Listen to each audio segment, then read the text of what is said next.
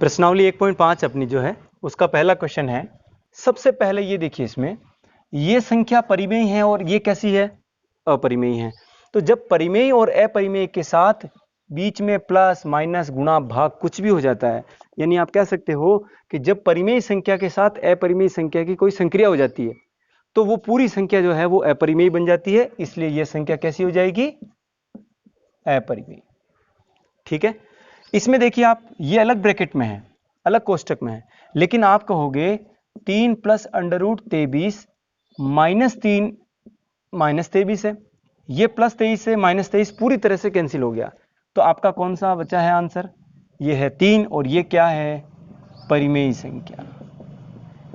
3 को आप प्राकृत संख्या, पूर्ण संख्या या पूर्णांक कह सकते हैं, और वो सब किस में आती शामिल, परिमेय संख्याओं में। फिर आप देखिए इसमें अंडर रूट 7 अंश में है और अंडर रूट 7 हर में है।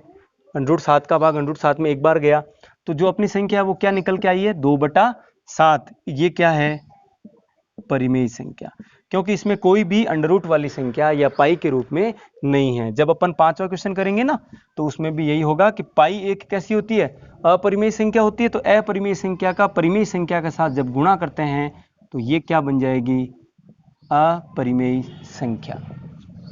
ठीक है, समझ में आ रहा है। फिर देखिए इस पार्ट को, इस पार्ट में आप एक चीज नहीं सीखोगे जो अपनी एक्सरसाइज में आगे भी आएगा।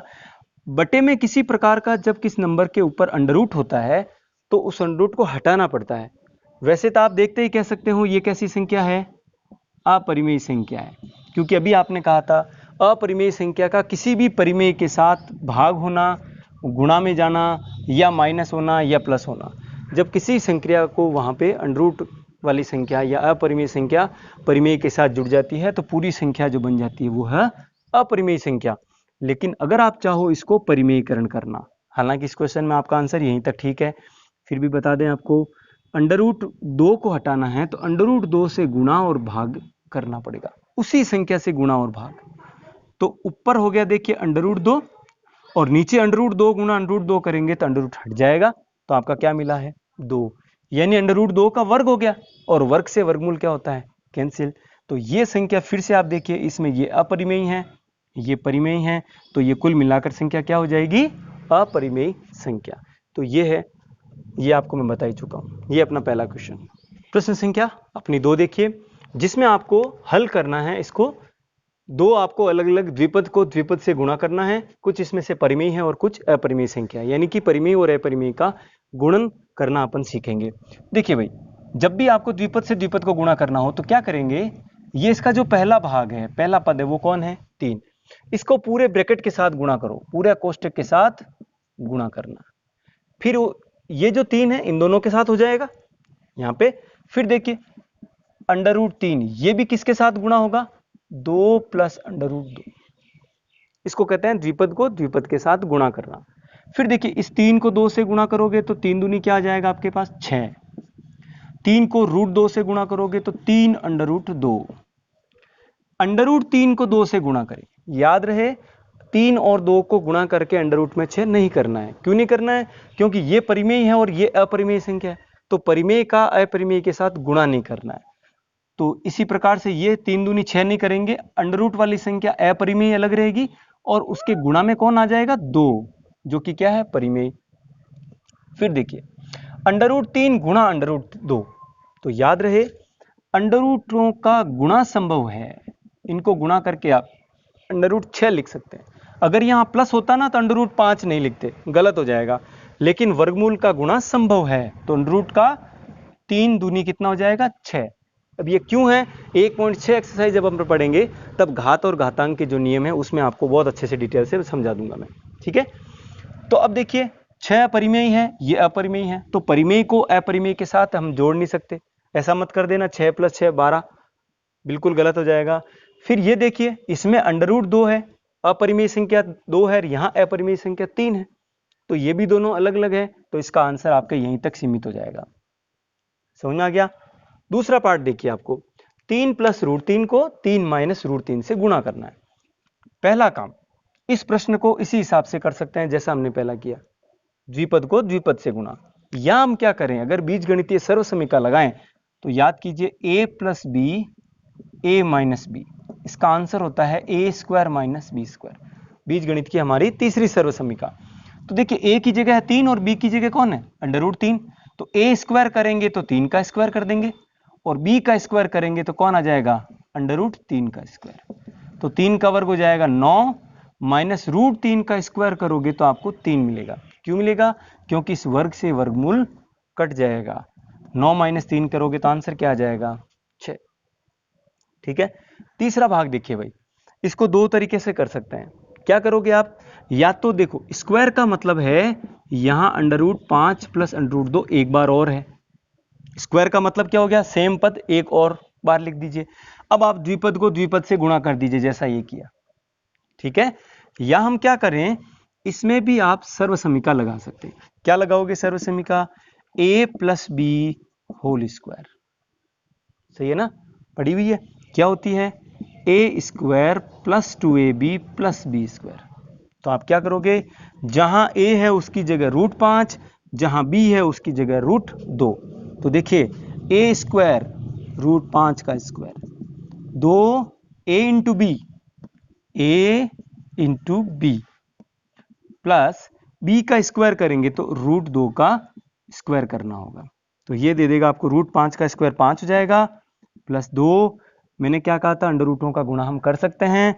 √5 इंटू √2 करेंगे तो अंडर रूट में 10 हो जाएगा, और √2 का स्क्वायर करेंगे तो वर्ग से वर्गमूल कट हो जाएगा और 2 मिलेगा।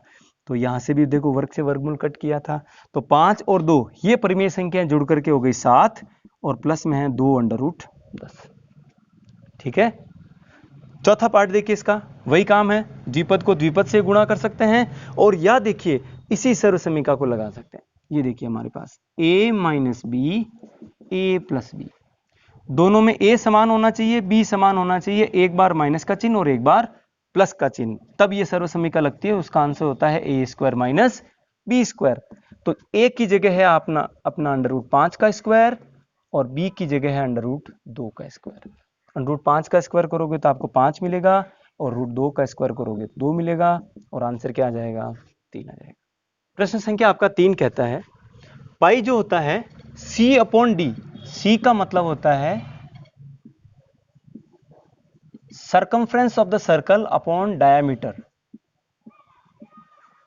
ऑफ द सर्कल, यानी कि वृत्त की परिधि बटे डायमीटर का मतलब होता है वृत्त का व्यास।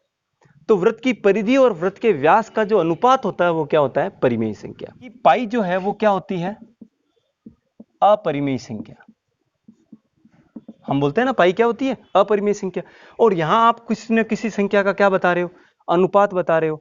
तो ये एक तरह का क्या आ रहा है आपके पास, विरोधाभास आ रहा है, कॉन्ट्राडिक्ट आ रहा है। तो इसको आप क्या करो, कैसे सॉल्व करोगे, ये आपके माइंड में क्या आता है। देखिए पाई का मान जो होता है ना वो एक अपरिमेय संख्या होता है। पाई क्या होती है, एक अपरिमेय संख्या।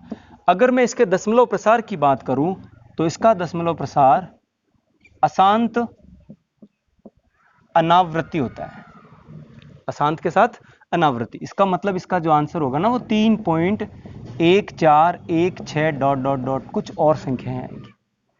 ये है पाई का मान। ठीक है, यानी कि पाई का मान 3.1416 से आगे भी बहुत अंकों तक, यानी कि पाइथागोरस ने 50 अंकों तक निकाला हुआ है।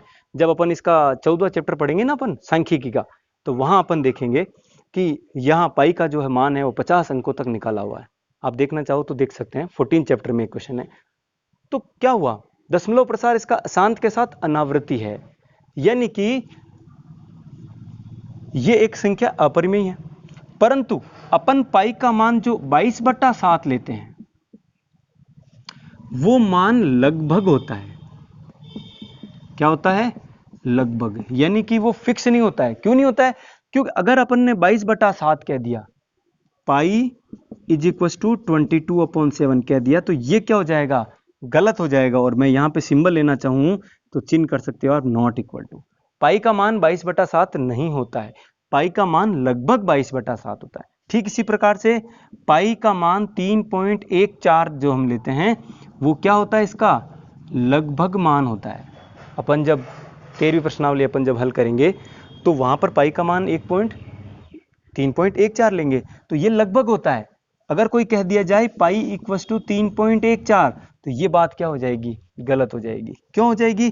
क्योंकि अगर हमने 3.14 कह दिया तो उसका तो दशमलव प्रसार शांत हो गया, जबकि पाई का जो है दशमलव प्रसार कैसा होता है, अशांत और ऋणावर्ती। अगर शांत हो गया तो वो तो परिमेय हो जाएगी, जबकि पाई कैसी होती है, अपरिमेय संख्या होती है। इसलिए जब भी आप पाई का मान बोलो तो वो एक अपरिमेय संख्या है, तो उसको अपन P/Q के रूप में नहीं लिख सकते। दशमलव प्रसार की बात करें तो उसको दशमलव प्रसार को शांत नहीं लिखा जा सकता। लेकिन क्या करें, जब अपन को प्रश्न को हल करना होता है तो हमें उस पाई को एक संख्यात्मक मान से हमें प्रतिस्थापित करना पड़ता है, यानी पाई की जगह कुछ रखना होता है। तो क्या करते हैं, पाई का हम ऐसा मान लेते हैं जो उस दशमलव प्रसार के सबसे निकटतम हो, सबसे नजदीक हो। तब आपको आंसर क्या मिलता है, 22/7। यानी जब 7 का भाग 22 में देते हैं ना, तो ये 3.1416 जो पाई का मान होता है ना दशमलव के बहुत आगे अंकों तक, वहां लगभग मैच कौन करता है, 22/7, ये मिलान करता है। इसीलिए हमने 22/7 को पाई की जगह रिप्लेस लिया है। लेकिन याद रहे वो मान लगभग है, वास्तविक नहीं है। इसलिए पाई को हमेशा क्या समझेंगे, हम अपरिमेय संख्या ही समझेंगे। इस प्रकार से भिन्नात्मक रूप लेकर के उसको परिमेय समझने की गलती ना करें। ठीक है, नेक्स्ट क्वेश्चन अपना फोर्थ क्वेश्चन के लिए देखिए, आपके पास एक अलग वीडियो आ रहा है जिसमें अपन √9.3 को संख्यात्मक संख्या रेखा पर हम निरूपित करते हैं। ठीक है, क्वेश्चन नंबर अपना 5, जिसमें अपने को हरों का परिमेयीकरण करना है। ठीक है, क्वेश्चन नंबर अपन ने जब सेकंड किया था तब भी आपने 1/√2 को चेंज किया था। ठीक इसी प्रकार से देखिए, जब बटे में अंडर वाली संख्या यानी कि अपरिमेय संख्या आ गई, तो उस अपरिमेय संख्या को हटाना, कैसे हटाएंगे, उसको परिमेय बना करके। तो हर में जो अपरिमेय संख्या है उसका आपने क्या कर दिया, परिमेय बना दिया। इसलिए कहते हैं हर का परिमेयीकरण करना। तो इसके लिए क्या करना पड़ेगा, आपको अंश व हर को बटे में जो संख्या है उसी से गुणा करना। यानी क्या हो गया, 1/√7 था, √7 से गुणा और √7 से भाग, या यूं कह दूं √7 को अंश में भी गुणा कर दिया और हर में भी गुणा कर दिया। बात एक ही है। तो क्या मिला, देखो, अंश में √7 को 1 से गुणा करने पर √7 मिला है, और हर में √7 इंटू √7, तो आप कह सकते हैं √7 का क्या आ गया, वर्ग आ गया। तो √7 बटा वर्ग से वर्गमूल कट, उत्तर आ गया 7। तो अपने हर में जो अपरिमेय संख्या थी वो क्या बन गई, परिमेय। इसलिए इसको कहते हैं हर का परिमेयीकरण। क्वेश्चन नंबर सेकंड, यहां संख्या अकेली थी, एक ही संख्या थी, इसलिए इस विधि द्वारा यह हल हो गया कि जब अकेली संख्या हो तो उसी संख्या से गुणा और भाग करना। लेकिन जब संख्याएं को पदों की संख्या 2 आ जाए तो क्या करना, उस वक्त आपको अंश व हर को, यहां पर जो संख्या है उसका चिन्ह देखिए आप कैसा है, माइनस। तो आपको क्या करना है, उसका उल्टा चिन्ह क्या होता है, प्लस से गुणा करना है। यानी अगर आपके यहां पे माइनस है तो प्लस से गुणा, यानी क्या किया आपने, √7, ये आपका 1/√7 माइनस √6 है। तो देखिए √7 प्लस 6 अंडर में, अंश में भी, और √7 प्लस √6 हर में भी। याद रहे ये दोनों समान होना चाहिए। ऐसा नहीं करो आप ऊपर प्लस कर दो नीचे माइनस कर दो, गलत हो जाएगा। क्यों, हम किसी भी संख्या को समान संख्या से गुणा और समान संख्या से भाग दे सकते हैं। इसका मतलब ये वाली संख्या हमारी दोनों कैसी होनी चाहिए, समान होनी चाहिए, और इस चिन्ह की विपरीत होनी चाहिए। यहां माइनस है तो प्लस कर देना, यहां अगर प्लस है तो क्या कर देंगे, हम माइनस कर देंगे। फिर देखिए आप 1/√7 माइनस √6, क्या कीजिएगा, ऊपर आपका 1 से गुणा किसी संख्या से कीजिए, वही मिलेगा। हर में देखो आप a minus B, A plus B, हमने सर्वसमीका बीजगणित की तीसरी पढ़ी है, जो कि अभी थोड़ी देर पहले हमारे दूसरे क्वेश्चन में भी आई थी, पहले क्वेश्चन में भी आई थी। तो क्या करना है, a माइनस बी और a प्लस बी का गुणा करना है। तो उसका आंसर क्या होता है, a² माइनस बी स्क्वायर। तो यहां आप साइड में मेंशन कर सकते हैं a plus B, a minus B. तो उसका आंसर क्या होता है, a² माइनस b² होता है ना। तो बताइए a की जगह कौन दिख रहा है आपको, √7 का स्क्वायर, माइनस b की जगह कौन दिख रहा है, √6 का स्क्वायर। तो आंसर क्या आया, देखो आपका √7 प्लस अंडर रूट 6 बटा ये वर्ग से वर्गमूल कट 7 माइनस वर्ग से वर्गमूल कट 6, तो under root 7 plus under root 6 और बटे में 7 माइनस 6 करोगे तो 1, जो कि लिखने की आवश्यकता नहीं है। तो ये देखिए आपके जो हर में है अब 1 आ गया, और जो कि क्या होता है, परिमेय संख्या होता है, तो हमने अपरिमेय संख्या का परिमेय बना दिया हर में। अब बात करते हैं अपना थर्ड इसी का, 1 बटा under root 5 plus under root 2। तो आप बताइए किसको गुणा करोगे, साइड में आप लिख दोगे अंडर रूट 5, यहां प्लस है तो माइनस से ही गुणा और इसी संख्या से भाग। ठीक है, तो क्या हुआ, under root 5 minus under root 2, ये तो है अंश, 1 से गुणा होकर वही हुआ। नीचे a plus B A minus B, हमारी यही सर्वसमीका यहां लग रही है। आंसर क्या होता है, ए स्क्वायर माइनस बी स्क्वायर। तो जब a का स्क्वायर करोगे तो अंडर रूट 5 का स्क्वायर, और b का स्क्वायर करोगे तो रूट 2 का square. Under root 5 minus under root 2 बटा वर्ग से वर्गमूल कट 5 वर्ग से वर्गमूल कट 2, कितना आ गया, under root 5 minus under root 2 बटा 5 में से 2 गया तो 3, और यही आपका क्या है आंसर। यानी किसी तरह से आपके जो भाग में हर में जो है वहां अपरिमेय संख्या यानी कि अंडर रूट वाली संख्या नहीं होनी चाहिए। इस प्रश्नावली का 5वें क्वेश्चन का लास्ट पार्ट, 1 बटा रूट 7 प्लस 2। तो यहां पे क्या बताया मैंने, यहां प्लस चिन्ह है तो किससे गुणा करोगे, रूट 7 यहां प्लस की जगह माइनस 2 से गुणा और उसी से भाग। क्या मिलेगा देखिए, ऊपर तो आपका रूट 7 माइनस 2, वर्गमूल 7 माइनस 2 को 1 से गुणा करोगे तो यही, और नीचे a plus B A minus B, ये रही अपनी सर्वसमीका। आपको हर बार जब भी क्वेश्चन करना हो तो सर्वसमीका लिखे, a plus B A minus B बराबर A square minus B square. तो a का स्क्वायर करोगे तो मिलेगा आपको रूट 7 का स्क्वायर, b का स्क्वायर करोगे तो आपको 2 का वर्ग 4।